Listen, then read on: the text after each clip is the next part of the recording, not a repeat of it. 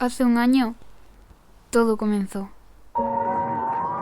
Nos dijeron que era cuestión de días, concretamente 2 semanas, y se paró el mundo, se paró nuestro mundo.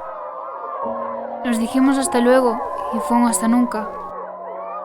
Nos abrazamos sin saber qué sería el último abrazo, sin saber cuándo volveríamos a la normalidad. Balanceándonos entre lo cierto y lo incierto, entre el miedo y la nostalgia. Nadie pensaba que seguiríamos así hasta verano, y ya ha pasado un año.